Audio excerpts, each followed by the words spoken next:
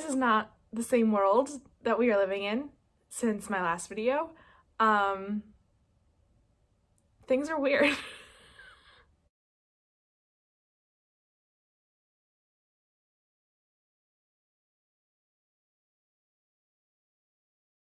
Hi guys, it's Michaela back again with another video. As you can see, my surroundings have changed a bit. I can no longer record with my back to my couch because right now I have lots of paperwork and such because I'm working from home. I work for a university and I have to keep working because our university is still open, but we can't be around each other except twice a week. I still have to go into work as I did today. That's fine. This chair that I use to sit at my desk was pilfered from my office because I had not yet bought my own office chair because I'm still only 3 months into this apartment, almost 4 now. I just hadn't gotten an office chair yet. And so I had to steal one because I need to be able to sit and do work. So things are different, and that's exciting and scary and really uncertain. But one thing that always stays the same is how much I love books and want to keep talking about them. So I am going to do my wrap up for March 2020. I started off March really strong. I was reading a lot. I was reading like every single day. And then sort of when everything, started apocalypsing, I just kind of fell out of it. I had just had other things to do. I was moving all of my stuff from my office to my apartment. I was making sure that I was stocked up on the things I needed. I have been spending my weekends at home with my family more just because I live alone, so I need that social thing. And then there was also a 10-day break where I was reading one very, very big book, which I will talk about later. So here we are. These are the 9 physical books that I read in March. I read 10 total. And as you can see, there's one big boy right there at the top who took quite a bit of my time. But I will just get into talking about them. The first book that I finished in March is Live Oak with Moss by Walt Whitman and Brian Selznick. Live Oak with Moss is a piece of art in every sense of the word. I am a pretty big Walt Whitman fan. Obviously, this channel's name, Song of My Shelf, is a pun on Whitman's Song of Myself. So my pen pal, my beloved pen pal Carolyn, definitely knew what she was doing when she sent this to me. This book opens with an extensive series of what appear to be, for my admittedly untrained eye, to be a series of colored pencils drawings. We start out with a tree and then move like into the tree, and then there's, what's that? There's like a fire lava situation.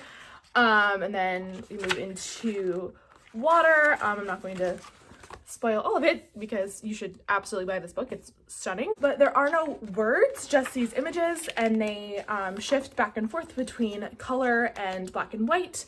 And it's an extremely emotional series of images. Really beautiful, and it takes you on this really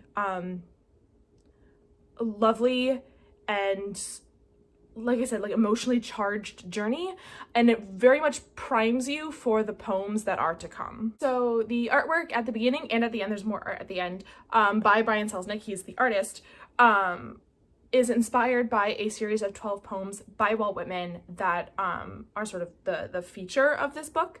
These are poems that were discovered in a homemade book by Whitman that were never published, and they are so incredibly gay, just like the gayest. Truly, he is the father of American horny queers. Y'all, I love these poems. I love them so much. Let me just read the first one. Not the heat flames up and consumes, not the sea waves hurry in and out, not the air, delicious and dry, the air of the ripe summer bears lightly along white down balls of myriads of seeds, wafted, sailing gracefully to drop where they may. Not these, oh, none of these, more than the flames of me, consuming, burning for his love whom I love. Oh, none, more than I, hurrying in and out. Does the tide hurry, seeking something, and never give up? Oh, I, the same, to seek my lifelong lover.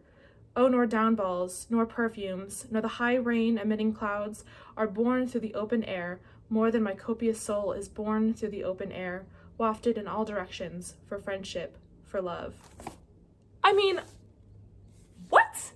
The yearning, the repetition, the nature, the em dashes. This poem was written for me specifically, and I love it. There was something so specifically, joyously, hopelessly queer about the yearning in Whitman's poems, and in these poems generally.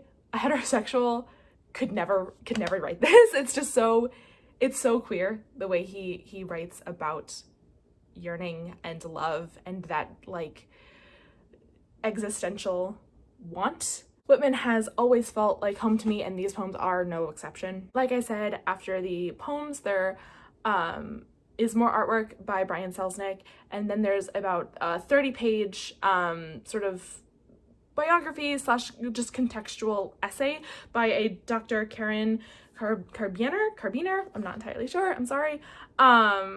It's really well written, and like I said, just gives context to these poems in Whitman's life in general, and to the point of life that they were written and why they were never published.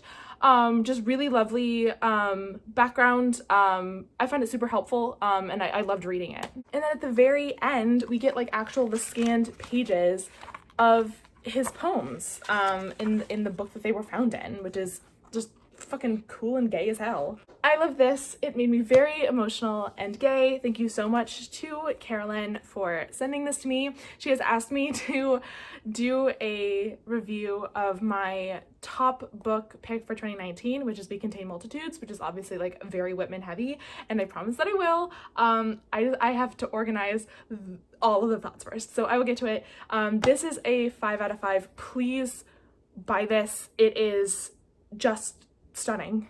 My next read for March was The Deep by River Solomon and a few others, which I will get to in a second. This book is an interesting one, totally unlike anything I've ever read before, because, and I'm sorry if I've gotten this story wrong, but from what I understand, River Solomon got the idea and the plot for this story from a song by Clipping, which is an experimental hip-hop trio consisting of Daveed Diggs, William Hudson, and Jonathan Snipes, the other 3 people on the cover. Obviously, I was very excited to get this book at YALLFest because, you know, Daveed Diggs, Hamilton, you're fucking nerds. I don't have to explain this to you. So Rivers Solomon takes this song and uses it to tell this like weird and creative and innovative story about sociocultural memory and the ways in which we are beholden to each other. The main character is Yetu, who is a mermaid-esque sea creature descended from the pregnant African women who were tossed overboard during the transatlantic slave trade. These creatures, I believe they're called the Wajinru, I think that's how it's pronounced, have the ability to hold on to all of the memories of all of their ancestors, which is like a lot, considering that each one can live for like hundreds and hundreds of years. So in order to sort of amass all this knowledge in one place, they appoint one person, a historian, to keep all of the memories of this entire species, and that person is Yetu. Yetu finds it incredibly painful to hang on to all of these memories. It is basically like torturing her, and the only time she can ever find relief is in this 3-day period once a year where all of the Wajinru come together, and she sort of disseminates all of the memories, and then they get to sit in it for like 3 days, and then she's supposed to take them all back. But this year when she does it, she just dips. Like she gives all these memories and she's like, I can't take these back, it's too much, and she disappears. This book is gorgeous, and it has a lot of gorgeous, intelligent things to say about generational memory and generational trauma and social responsibility versus personal freedom and care. This book doesn't give easy answers, just, you know, presents decisions that have to get made, and they get made, and sometimes it's for the better and sometimes for the worst. You know, sometimes this book is really hopeful and sometimes it's really despairing, but Yetu gets to learn a lot about herself, about her people, about their history, about what she wants and about what she has to do, about sacrifice. It has so much to say, and like it's clearly not a thick boy, but like so many things get thought about and picked apart and discussed in just a really thoughtful and tender and generous way. The language is stunning, you know, absolutely exceptional prose. But it does weigh on you. Like I said, it's not big, but you need breaks. I needed breaks reading this because it's heavy and it sits right on you. It's, it's another work of art. I absolutely recommend it. I gave it 4 stars. The next book that I read is a bit of a classic, and that is The Haunting of Hill House by Shirley Jackson. I don't really have a lot to say about this one. I really would like to get into horror as a genre, both in books and in movies. It's something that over the past few years, like, I've started increasing my intake of horror because I find it to be a really fascinating genre that can have a lot to say about the world we live in. But I was honestly just like disappointed by this because I was never scared. Not really at all. I was hoping for like a little thrill or like a little dread, just like some emotion tied to the horror, and there just wasn't any. Mostly I just felt confused. Like I never really knew what was happening in the moment. I got what was happening overall, like this house is invading Eleanor's mind. But just like scene to scene, I was like, what the fuck is happening? All of the characters were pretty insufferable. Even Theodora, who I don't care what Shirley Jackson had to say, extremely gay, like super gay. That's canon. The writing wasn't bad. The only complaint I have about the writing is that she apparently like doesn't like speech tags, because there were lots of like just blocks of dialogue between multiple characters and absolutely no speech tags, like many times about this book, so I never knew who was talking, and that really annoys me. I don't like that. But yeah, this wasn't for me. I gave it 2 stars. The next book I read was My Last Lament by James William Brown. I did an entire video on this for the first in what I'm hoping is a feature series, though going out to buy things is difficult now. But the series is One Buck Books. This book I purchased for $1 at the Dollar Tree. So I did a whole review of it all in itself that I will link somewhere below in a card, who knows. This wasn't bad. Absolutely 100% worth $1. I think I said in my review that I wouldn't necessarily pay full hardcover price for it, but I might pay full paperback price for it. I gave it 3 stars. Definitely not bad. An enjoyable read. This next book I also did a full review for. This is Sadie by Courtney Summers. Truly just like, holy shit, amazing. Edge of my seat the entire time. Loved this, loved this, loved this. I talk much more at length about it in my review, so I won't go into that here. There are trigger warnings associated with this book that I would heed, and I talk about those in my review. But I gave this 5 stars. Just super loved this. The next book is Dari Is Not Okay by Adib Karam. This is a book that totally snuck up on me. Pretty much for the big majority of this book. I was prepared to give it 3 stars, declare it middling, and just sort of be done with it. And then by the end, I am crying at my desk, and I have no idea why I'm feeling so many feelings. This book is about a teenage boy named Darius, who is half Persian, half white. His life isn't super great. He is picked on a lot at school by these racist bullies. He feels like he can never do anything to make his father proud of him. And he has major depressive disorder. So he's got a lot going on. His maternal grandfather in Iran is dying, so his whole family packs up and goes to Iran to visit, and it's his first time going to Iran in his entire life. There he meets this like huge side of his family that he's never really had the opportunity to know, and he also makes a friend in the neighborhood, a boy roughly his age named Sorab. My favorite part of this book was the tour of Iran and of Persian culture that we got from Darius. Darius is a really great tour guide because there are lots of elements of Persian culture that he knows just from his mother and from, growing up tangentially connected to Iran and to Persian culture. However, there's a lot of stuff that he just doesn't know because he's never been there, and because he is half white and he is so far removed. So he is also being introduced to stuff. So we get both sides of it, both the, oh, I know this already, and the, oh, I have no idea what you're talking about, which makes him a very good tour guide. But this book is just like, it's jam-packed with Farsi and Iranian and Persian landmarks, and so much food, like so many just wonderful descriptions of food. I absolutely fell in love. Darius is a very interesting protagonist, And by interesting, I mean half the time I really empathized with him and half the time I wanted to punch him in the face. Everything related to his depression, like his, his mood swings, his negative self-talk, his defeatist attitude, his anger, I got all that. Like, that I understood and I thought was really well written, and I could really empathize with him, really sympathize with him. But he was also the kind of guy who had to phrase everything in such a way to make you know that he's intelligent. Just like very performatively nerdy. He never just like say something. He always had to like make a reference or like a science culture, pop culture metaphor in a way that felt performative, that felt like, I need you to know how smart I am. I need you to know how like counterculture I am. And that shit annoys the hell out of me. And he's the kind of guy who I would absolutely shit talk behind his back. The writing is generally pretty good. There was just this one weird tendency to repeat things, like phrases or ideas or like Star Trek references, just like to repeat them kind of over and over in a way that didn't add anything to the story, and it didn't really add anything to Darius's voice. It kind of, a lot of times it didn't make sense or flow or feel right, and a lot of them, the only thing they did was make Darius even more insufferable, so I didn't like that.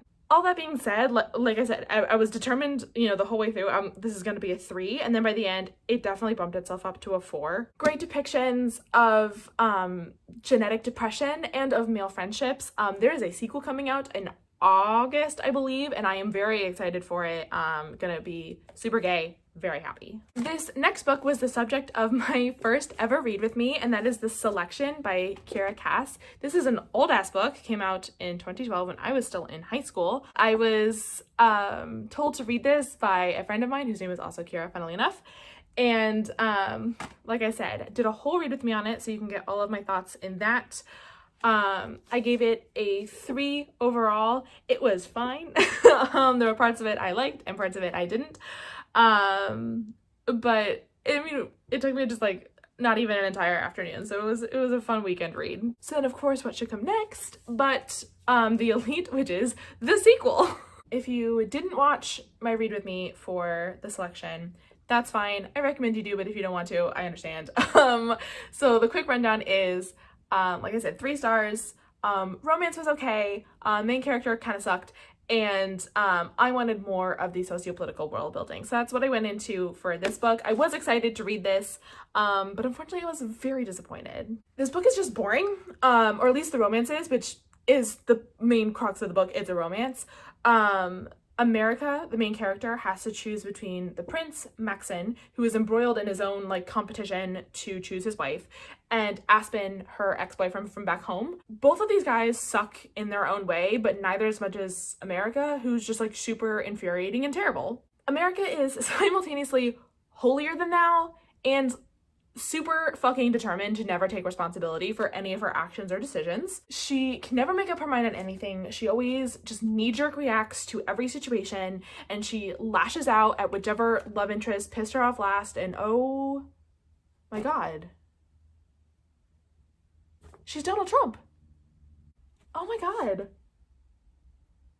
The socio-political part of this plot did get more interesting and more fleshed out in this book, and that was the part of the first book that I liked so much, but America's part in it was still annoying and dumb. My problem with this series is that Cass, the author, is trying to discuss some really big and important topics, and this is just not the venue for it. I mean, she's tackling these big topics like generational poverty and wealth gaps and social inequality and personal freedoms, and these are like big ideas, but to frame them, they are like the D plot of a romance. And like, these are ideas that can't, if you want to tackle them in the way that you're tackling them, they can't be the D plot, they have to be the A plot. This book is not big. Another one that I think I read in like an afternoon. And there's just not enough space to have both a good romance and nuanced conversations about really complicated topics of oppression. And in the end, she does neither. The romance is tedious, and the socio-political stuff, while more interesting, is simplistic at best. If you're gonna write a book this small, that's fine, but just pick a lane. So I gave this 2 stars. There are, I believe, 2 or 3 more books in this series. Will I read them? Well, I borrowed these from a friend. She only has the first 2. I'm certainly not spending my own money on the rest of these, and I don't think I am physically capable of walking into a library and checking these out, and not just because of the coronavirus, because I just don't have that in me. So probably not. I'm fine not knowing how this ends. I don't care. So the last physical book I finished was The Essential Tales and Poems of Edgar Allan Poe. I've always liked Poe, in the little tiny bits that I read of him, like in school and stuff, but this is the first time I've actually like sat down and was like, oh, I'm gonna read Poe. There's like 20 poems, maybe like 24 short stories, maybe even a little bit more than that. And then at the end is his novella, I've already forgotten, what is it? The Narrative of Arthur Gordon Pym. Instead of writing notes for how I felt about this book, I'm going to read what I wrote to my pen pal Carolyn, the same one who sent me Live Oak with Moss, because I don't think I could express to you now any better than what I expressed to her in the letter that I have yet to send her.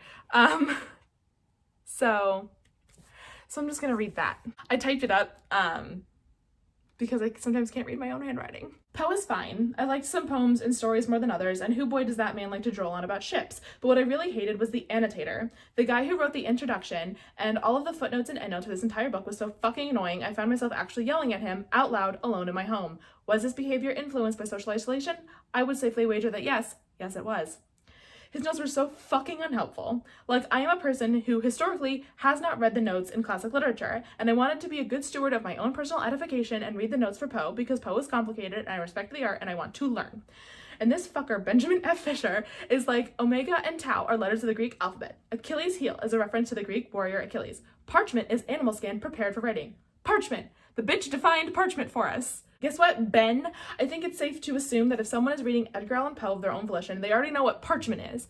At one point there's a word, I don't remember what it is, in French that Poe italicizes, and it's a word that is extremely, very much in common use in the English language today. And Benji's note was like, this word means whatever it means, I don't remember.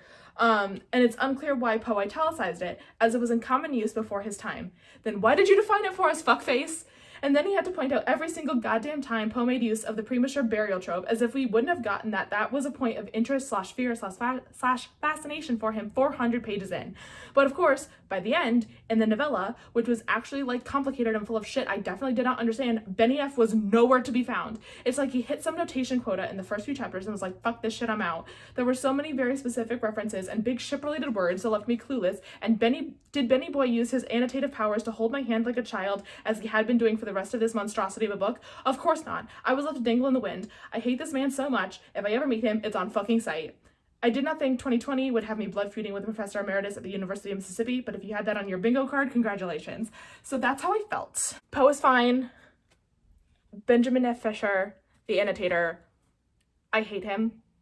I've never hated an annotator before. I didn't know that was a thing you could do. The most useless. I was, like I said, in that little spiel, I was verbally yelling at him because his notes were so unhelpful and dumb.